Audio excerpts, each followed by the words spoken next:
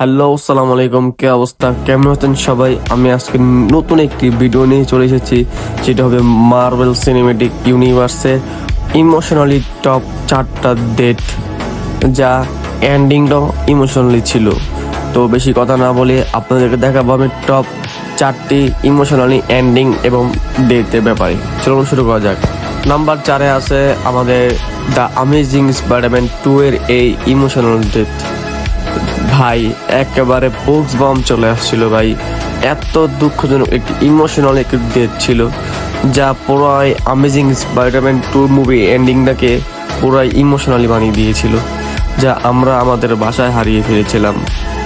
তো যাই হোক, আমরা এখন চলে যাচ্ছি নেক্সট একটি ইয়াতে। তারপর চলে আসি আমরা ইনফিনিটি ওয়ারের এই লোকি। হ্যাঁ, ঠিক শুনছেন, লোকির ডেট। ভাই একবার শুরুতেই ইমোশনালি লাগিয়ে দিয়েছিল। এমন তো ইনফিনিটি মানে এন্ডিংয়ে খুব ইমোশনালি ছিল, তার ভিতরে শুরু থেকে ইমোশনালি দিয়ে দিয়েছিল। ভাই আমি কি বলবো। যাই হোক, আমাদের চলে যাওয়া যাক নেক্সট ভিডিওতে। এরপর আছে এন্ড গেমের নাতাশার ডেট। ভাই হকাই কত কিছুই না করেছিল, নিজেকে স্যাক্রিফাইস করবে, কিন্তু নাতাশা তো নাতাশাই, সে কারো কথা শুনে নাকি। এই ইমোশনাল সিনটি খুবই ইমোশনালি ছিল এবং হলেও সবাইও এটাকে খুব ইমোশনালিভাবে নিয়েছিল।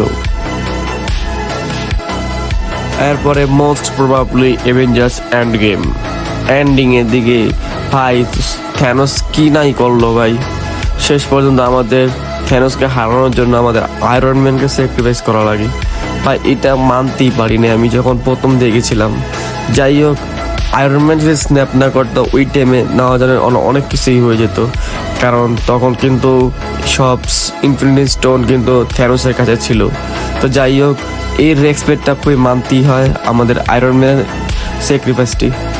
তো আমাদের নেক্সট ভিডিও আসে যাচ্ছে খুবই শীঘ্রই, এবং ভিডিওটি ভালো লাগলে সাবস্ক্রাইব করুন, লাইক দিয়ে কমেন্ট করে জানান ভিডিওটি কেমন হয়েছে। আসসালামু আলাইকুম।